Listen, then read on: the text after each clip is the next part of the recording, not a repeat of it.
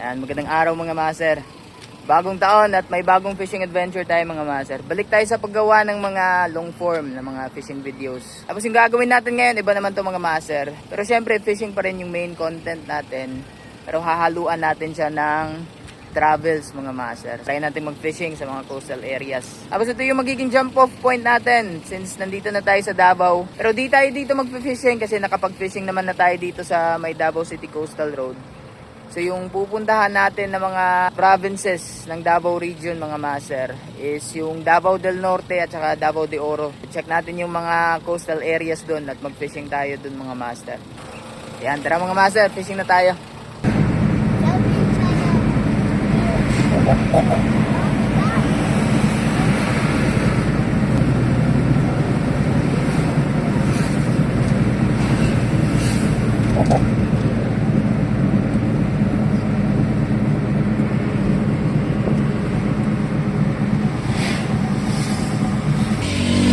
Sa may Panabo City na tayo mga master.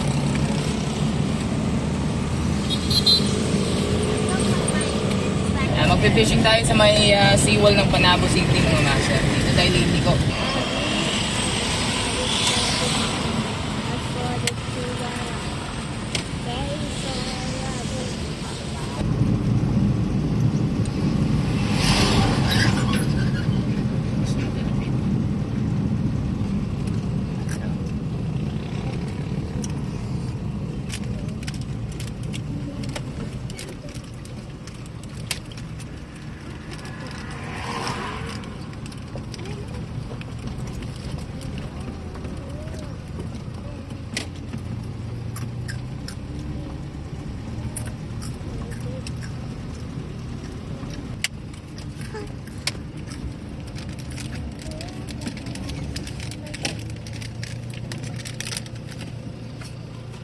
Yan, hagis tayo mga master, mabilisan lang.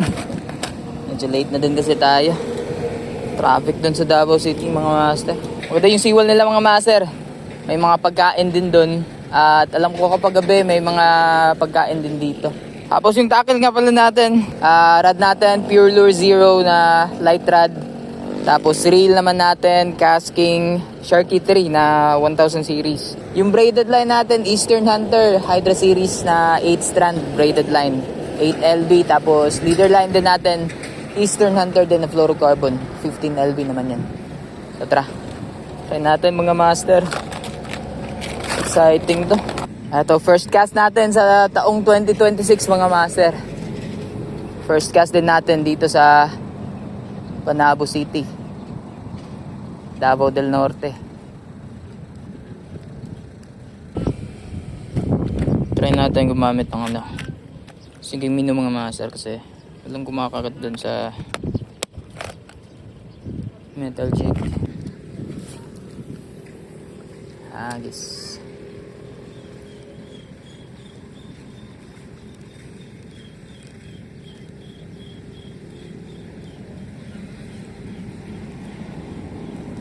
Uy, ayun, fish yan mga master. Uy, sayang. Sumabit na sana, napawala. Sayang, dapat may mahuli tayo.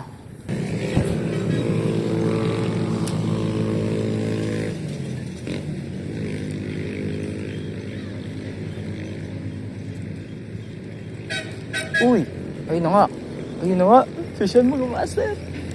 Ayan. We are on mga master. Anong isda ito? Bugaong pa rin. Ayun na nga mga master. Bugaong pa rin yung nadali natin. Ayun na. Okay, at least nadali natin mga master. So may record na tayo dito sa Panabo City. Sa may seawall ng Panabo City mga master.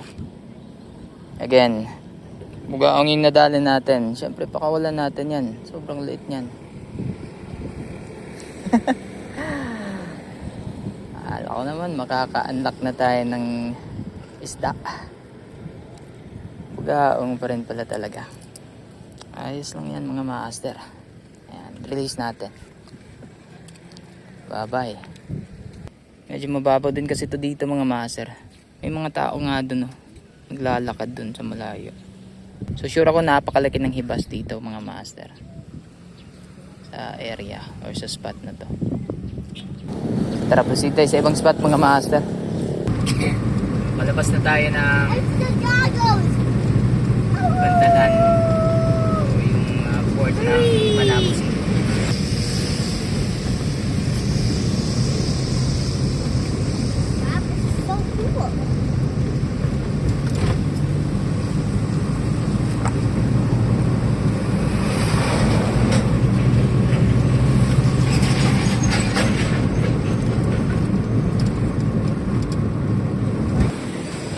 Nasa Panabo City pa rin tayo mga master. Kakain muna kami mga master. Dito tayo kakain sa Twin Palm Kambingan. Napaka-spacious din. Ayan. Ang lalaki ng catfish nila dito mga master. Ang tataba. Oh my God. Ito makulay na mga isda. Yun na. O, diba? Parang kinulayan yung mga isda, mga master. Ayan na. Ayan mga master, yung ulam natin. Sinampalukang kambing pala to mga master. Tapos nilagang baka.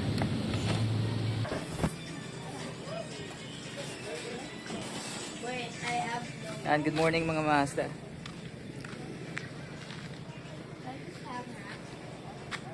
Hindi na tayo nakapag-update kagabi mga master kasi gabi na tayo nung dumating dito. Nandito na tayo ngayon sa municipality ng Pantukan, Davao de Oro. So yung exact location natin dito sa Water World Pantukan mga master. Yun yung room na tinutuluyan namin ngayon. At ang ganda mga master kasi paglabas mo ng room, dagat na agad mga master. Fishing muna tayo mga master. Siyempre din tayo focus sa pinunta talaga natin dito. Mag-fishing dito sa mga areas na to. Or sa mga coastal areas na to mga master. Gagawin natin, doon tayo mag-fishing mga master. Kasi dito medyo bulabog na yung area dito kasi may mga naliligo. Ayan.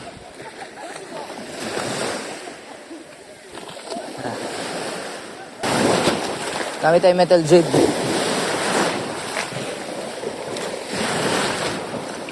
Eto, gulay pink. 7 grams na metal jig.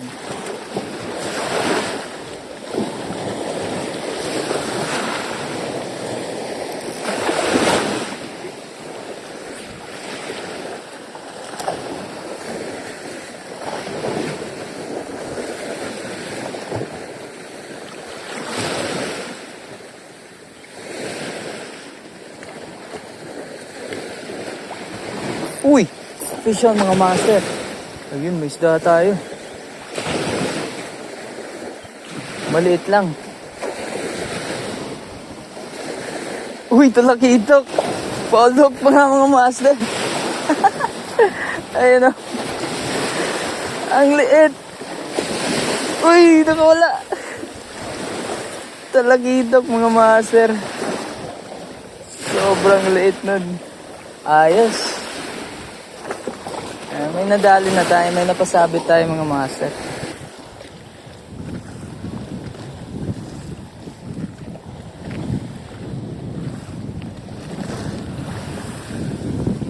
Ito na pala yung end ng ano, yung property ng Water World. May bakod. So ibang resort naman tong nasa kapila. Try natin dito.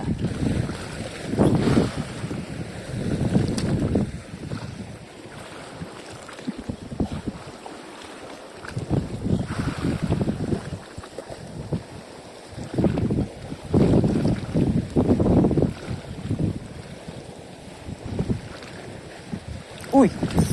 Isa mga master. Uy, baong to. Malikot.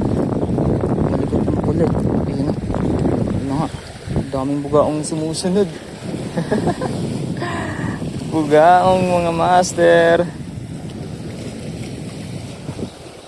Second fish of the day. Third fish sa ating Fishing adventure. Malakas pa. Sandali. Sandali, papakawalan naman kita. Ayaw. Ah. Ah.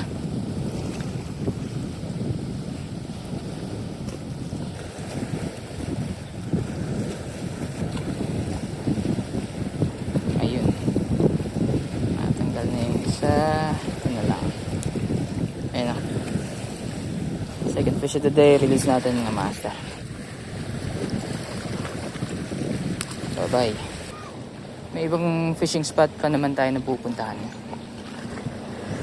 Pag wala na talaga dito, proceed tayo dun sa next municipality, which is Mabini, Davao de Oro. Tapos yung last natin na pupuntahan ng municipality is Maco, Davao de Oro. So yung alam ko, ito lang yung tatlong municipalities ng Davao de Oro na merong coastal area. Hindi ako nagkakamali mga master. Pakita ko sa inyo yung room namin mga master. Yan. So 3,200 per night. Ito yung CR. May shower, hot and cold. So, pasensya na kayo sa kalat mga master. Aircon, may TV, may maliit na 2-door na fridge, may wifi din. So, 2 beds at may extra na mga foam mga master. So, pwede talaga to pang maramihan siguro. 2 PM yung check-in time nila mga master. Yan o. Maganda diba? Nasa municipality of Mabini na tayo mga master. Hanap lang tayo ng paghahagisan dito. Ito yung next spot natin mga master. Dito sa municipality ng Mabini, Davao de Oro na province. So, familiar kayo sa place na to. So sa gilid lang to ng parang reception area ng Dusit Thani Island Resort. Yun yung island ng Dusit Thani mga master. Yung resort nila.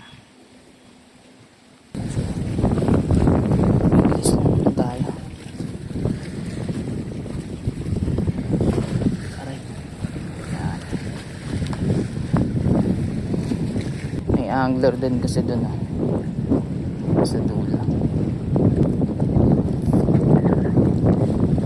Ayun lang. Paano na yung master? Napakadelikado naman ito. Tulog tayo dyan sa baba. That's na. Ayun. Ano kayo gawa? Ha? Try natin dito mga master.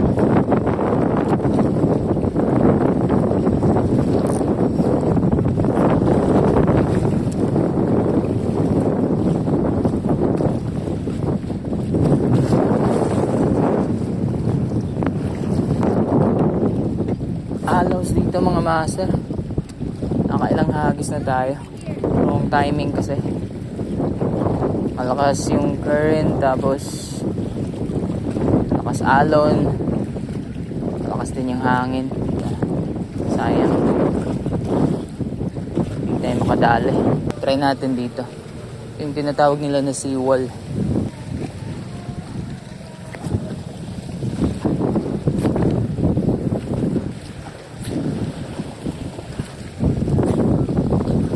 Halos talaga mga master. Wala din dito. Tara.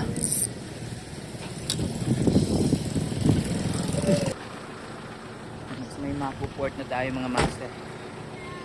Kaso nga lang parang hindi tayo makakapasok dito. Ayun, may spot dito mga master. No? Pwede kaya.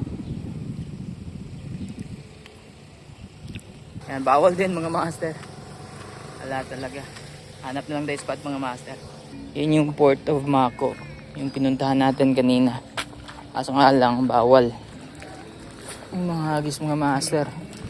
Dito sa Mako. Davao de Oro.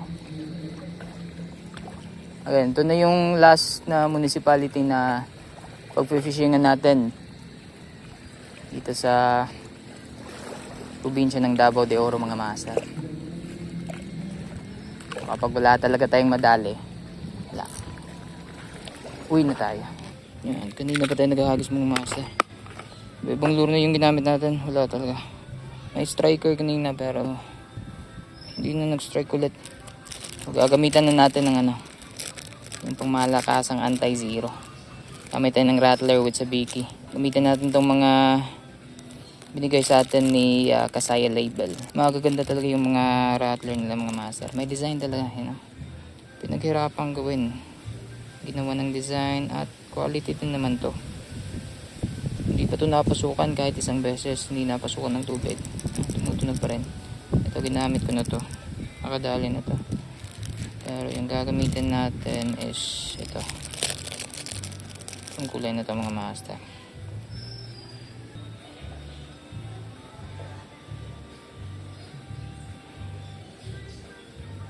Ayan. Ito try natin. Hindi pa pala ito natali. Eto mga master. Pag wala pa talagang madali dito. Ewan ko na lang. Pag wala pa talagang madali, uwi na tayo mga master. Try muna natin. Agis.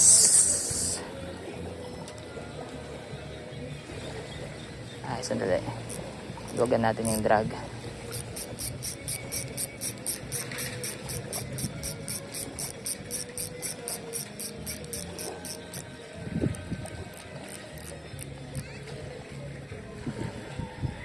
Maganda. Yung action niya. Guys.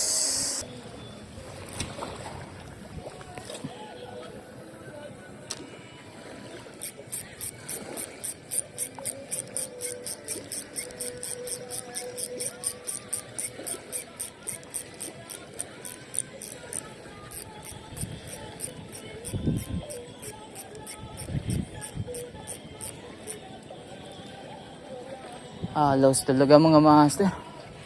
Wala. Suko na ako mga master. Ang init. Render na tayo.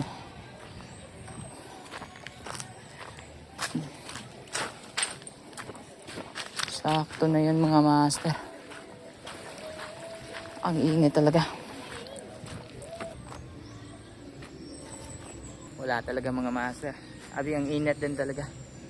Sakit na talaga sa ulo yung init mga master. So dalawang municipalities wala tayong nadali dun sa Mabini at dito sa Mako. And kita-kits na lang tayo mga master sa mga susunod na fishing adventures natin. So gagawin pa rin natin tong content na to mga master. Bibisita tayo sa mga municipalities na malapit sa sa coastal area o yung merong coastal area mga master. Tapos magpe-fishing tayo. Ayun. Kita-kits mga master.